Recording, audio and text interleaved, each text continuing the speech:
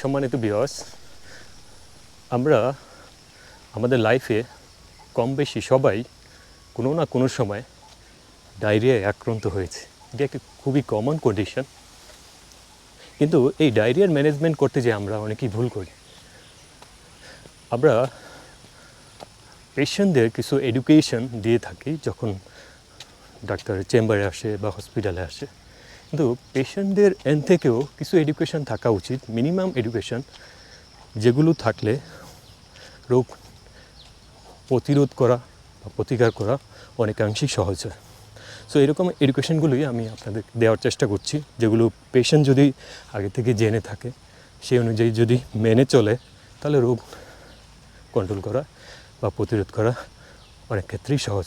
So ডায়রিয়ার ক্ষেত্রেও এরকম কিছু হেলথ অ্যাডভাইস আপনাদের সাথে শেয়ার করতে চাই, যেগুলো যদি আপনারা ফলো করেন আপনারা অনেকাংশেই সুস্থ থাকবেন ইনশাল্লাহ।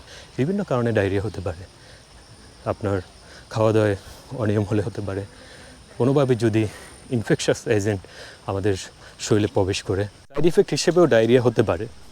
অনেক ক্ষেত্রে রোগের সিমটম হিসেবে, কন্ডিশন হিসেবে ডায়রিয়া হতে পারে।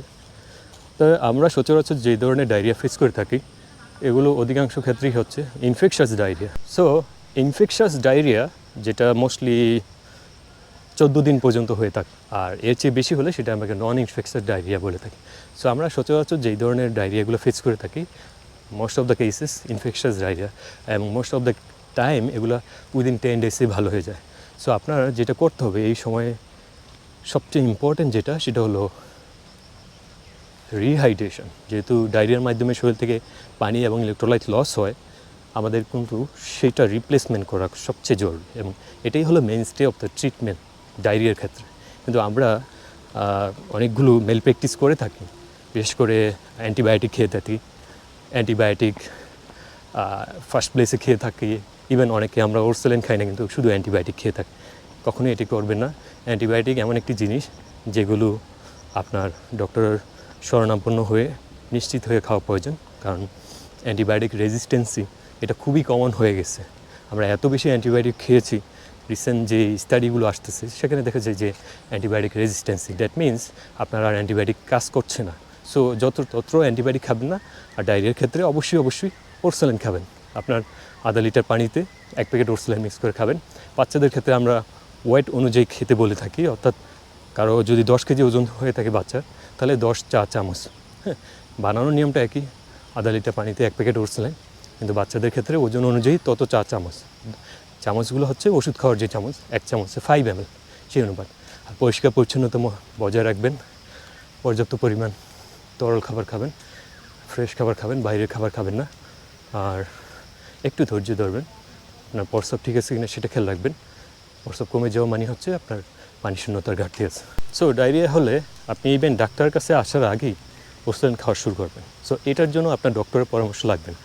আপনার যদি অন্য কোমরবিডিটিস থাকে, দীর্ঘমেয়াদী রোগ থাকে, সেক্ষেত্রে আপনি অবশ্যই ডক্টরের পরামর্শ নেবেন। কিন্তু সাধারণভাবে যদি আপনার অন্য কোনো জটিলতা না থাকে, দীর্ঘমেয়াদী রোগ না থাকে, আপনার যদি ডায়রিয়া হয়ে থাকে, আপনি ফার্স্ট প্লেসে ওরসেলেন খাবেন, আধা লিটার পানি 1 প্যাকেট ওরসেলেন।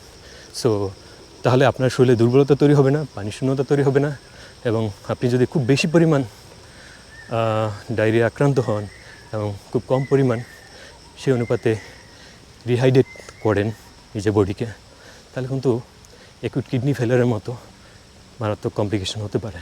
সো এই ভুল করবেন না। ওরসেলেন অবশ্যই ফার্স্ট প্লেসে ডায়রিয়া হলে খাবেন, এবং পরিষ্কার পরিচ্ছন্নতা বজায় রাখবেন, নিয়মিত হ্যান্ড ওয়াশ করবেন, বাথরুমে পরে হাত সাবান দিয়ে দেবেন, খাবারের আগে হাত সাবান দিয়ে দেবেন। আপনার বাসায় খাবারগুলো যারা সার্ভ করে তারাও যাতে হাইজিন মেনটেন করে। হয়তো আপনি হাইজিন মেনটেন করছেন, কিন্তু যে খাবার সার্ভ করছে সে যদি সঠিকভাবে হাইজিন মেনটেন না করে, সেখান থেকেও কিন্তু কন্টামিনেশন হতে পারে। সো সার্বিকভাবে আপনাকে হাইজিন মেনটেন করে চলতে হবে।